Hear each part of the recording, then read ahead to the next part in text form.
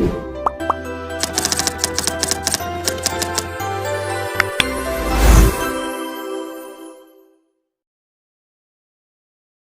warahmatullahi wabarakatuh. Halo, perkenalkan, nama saya Fani Permata Harfiani dengan NIM 220141603533. Kali ini saya ingin berbagi tentang hal-hal baik yang dilakukan dalam kehidupan sehari-hari saya yang selaras dengan nilai-nilai dari Pancasila. Yang pertama ada saya selalu menghormati teman-teman atau rekan-rekan saya dari berbagai suku dan agama karena teman-teman saya banyak sekali yang dari luar daerah atau luar Pulau Jawa. Jadi saya sangat menghormati perbedaan tersebut. Dan ini sesuai dengan sila pertama ya, yaitu ketuhanan yang Maha Esa yang mengajarkan kita untuk selalu toleransi dan saling menghargai. Lalu di tempat magang karena saya menghormati waktu ibadah rekan saya dan tidak mengomentari perbedaan yang ada. Dan saya juga selalu memastikan tidak menyinggung atau menghalangi rekan saya atau teman saya yang sedang menjalankan ibadah. Jadi yang berbeda keyakinan ya konteksnya. Lalu di lingkungan sekitar saya selalu menghormati tetangga kos saya karena saya ngekos dan yang berbeda agama dan tidak mengganggu saat mereka sedang beribadah. Lalu saya juga menjaga sikap toleransi dan saling menghargai keyakinan masing-masing. Misalnya jika ada acara keagamaan yang berbeda di lingkungan saya tidak akan membuat keributan sedikit pun dan ikut menjaga suasana agar tetap tenang. Lalu yang kedua, yaitu kepada sila kemanusiaan yang adil dan beradab, saya selalu bersikap adil dan tidak membeda-bedakan teman saya. Dan ini mencerminkan kembali lagi ke sila kemanusiaan yang adil dan beradab. Lalu di tempat magang, saya selalu membantu rekan atau teman saya yang sedang kesusahan, bersikap adil dalam pembagian tugas yang diberikan. Dan selalu meminta maaf dan atau memaafkan jika terjadi kesalahan atau jika saya berbuat kesalahan. Lalu saya juga mendengarkan keluhan teman saya dan memberikan dukungan yang dibutuhkan. Karena teman saya waktu di tempat magang bukan hanya teman sekelompok, tapi saya mendapatkan kenalan dari kampus lain. Lalu saya memperlakukan semua tetangga dengan adil. Ini konteksnya di lingkungan sekitar saya ya, di lingkungan kos. Dan tidak membeda-bedakan berdasarkan suku, agama, atau latar belakang. Saya juga selalu sopan dan ramah kepada siapa saja, baik kepada orang tua ataupun yang lebih muda. Jika ada tetangga yang membutuhkan bantuan saya akan berusaha semampu saya untuk membantu. Lalu yang ketiga, saya aktif menjaga persatuan. Misalnya dengan ikut kerja kelompok dan saling membantu. Dan ini mencerminkan sila persatuan Indonesia.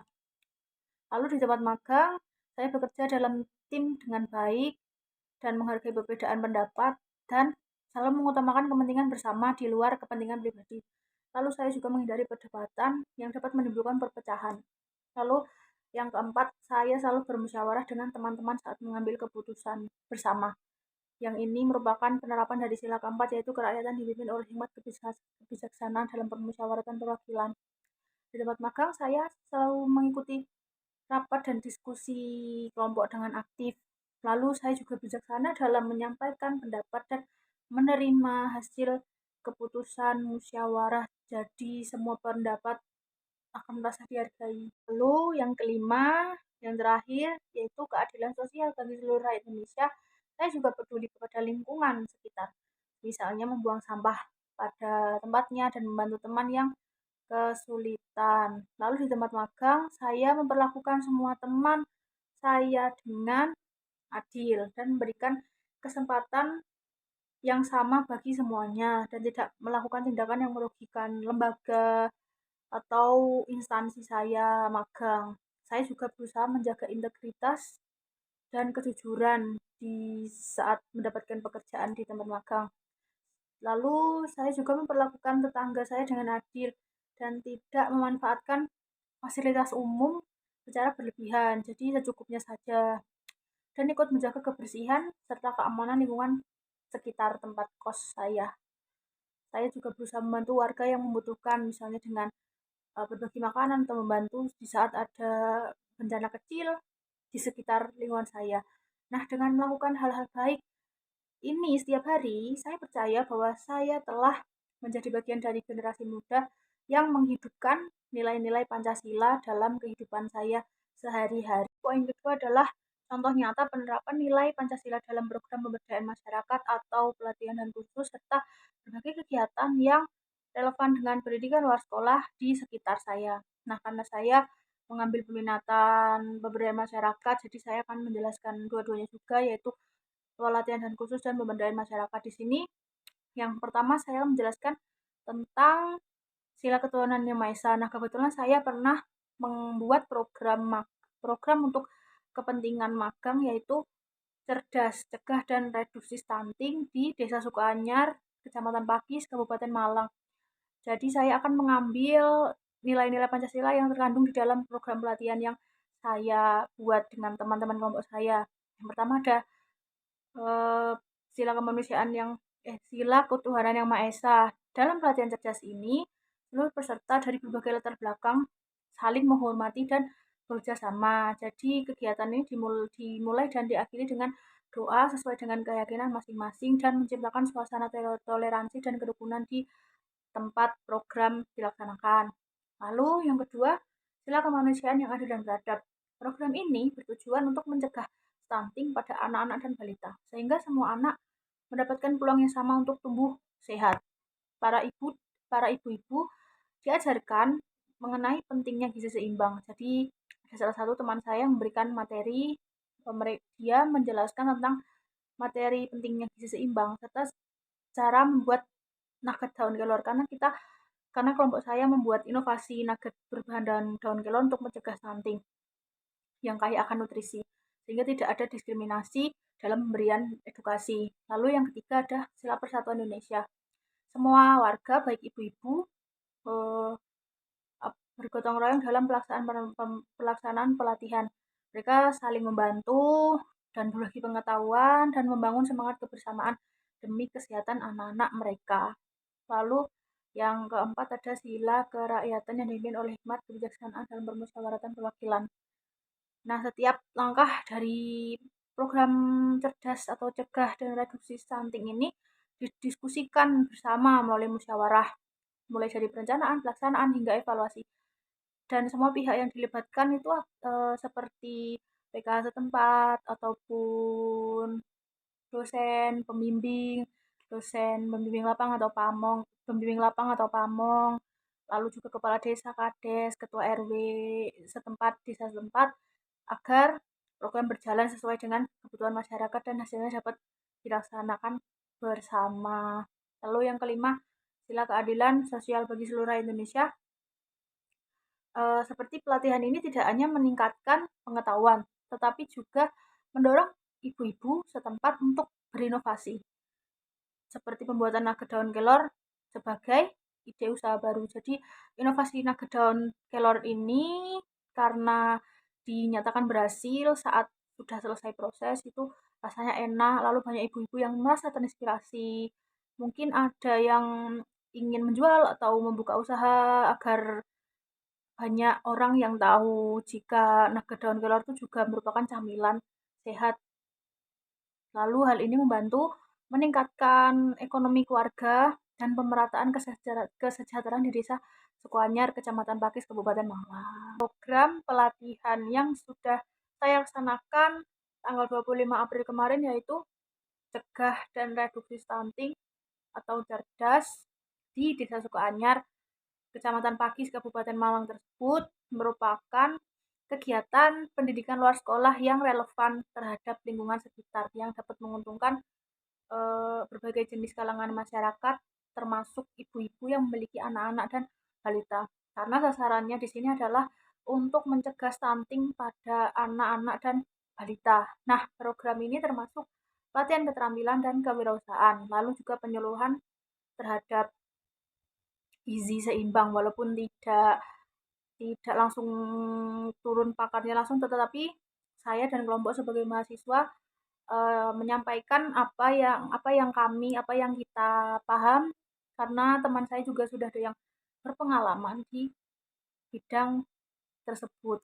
Poin ketiga ada potensi dan peluang pada kondisi saat ini yang dapat membantu penerapan nilai-nilai Pancasila dalam kegiatan pendidikan luar sekolah dan contoh nyata yang relevan dengan lingkungan atau pengalaman saya. Nah, contoh kegiatannya sendiri adalah peran aktif mahasiswa dan dosen.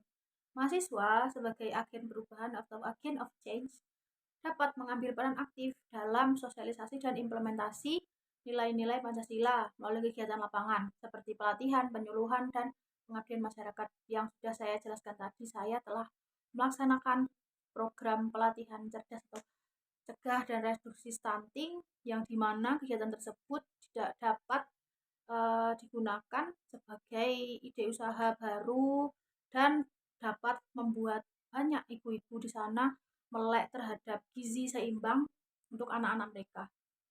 Lalu dosen juga dapat mendesain pembelajaran berbasis proyek yang mengintegrasikan nilai-nilai Pancasila secara nyata di masyarakat seperti pengabdian masyarakat, ya berbau seperti KKN tematik yang UM laksanakan. Lalu yang selanjutnya ada peningkatan kepedulian masyarakat. Kesadaran masyarakat terhadap pentingnya pendidikan karakter atau nilai-nilai Pancasila semakin meningkat, sehingga lebih terbuka terhadap program-program pendidikan luar sekolah yang berorientasi pada pembentukan karakter. Lalu media sosial dan kegiatan seni atau budaya dapat menjadikan sarana sosialisasi yang efektif untuk menyebarkan nilai-nilai Pancasila kepada generasi muda dan masyarakat luas. Jadi kita sebagai agent of change mahasiswa harus pandai-pandai memilah konten-konten mana yang dapat bermanfaat untuk kita, apalagi zaman sekarang sudah teknologi sudah sangat pesat, kita telah memasuki revolusi industri 5.0 di mana semua serba cepat, canggih, dan instan. Jadi kita dapat memilih konten-konten mana yang tidak akan merusak moral anak-anak bangsa seperti kita. Terus selanjutnya ada contoh nyata yang relevan dengan lingkungan atau pengalaman saya sendiri. Kembali lagi, saya telah melaksanakan program pelatihan cerdas dan reduksi stunting, di mana sasarannya yaitu ibu-ibu dan ibu-ibu yang memiliki anak-anak atau balita di Desa Sukanyar, Kecamatan Pakis, Kabupaten Malang. Nah, karena kebanyakan di sini adalah ibu-ibu, jadi pelatihannya adalah pembuatan produk makanan sehat, yaitu nugget daun kelor untuk mencegah stunting dan meningkatkan ekonomi keluarga karena dapat menjadikan sebuah ide usaha baru. Lalu kegiatan ini menanamkan nilai gotong royong, musyawarah, dan keadilan sosial bagi seluruh masyarakat. Lalu yang kedua, kegiatan gotong royong dan kerja bakti. Mahasiswa bersama masyarakat mengadakan kerja bakti, membersihkan lingkungan, seperti memperbaiki fasilitas umum, dan membantu warga yang membutuhkan. Lalu kegiatan ini memperkuat persatuan dan rasa tanggung jawab sosial di lingkungan sekitar. Terakhir ada poin pendampingan anak dan remaja.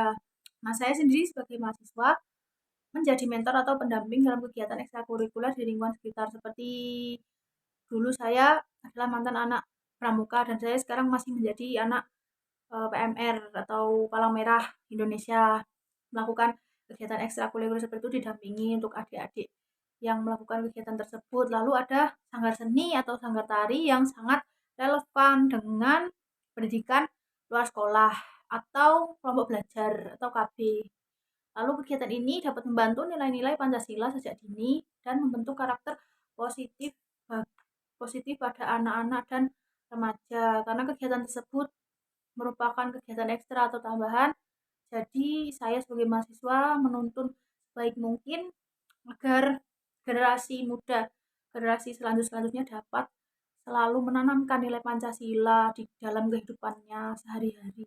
Cukup sekian pemaparan materi saya terhadap tugas video kali ini.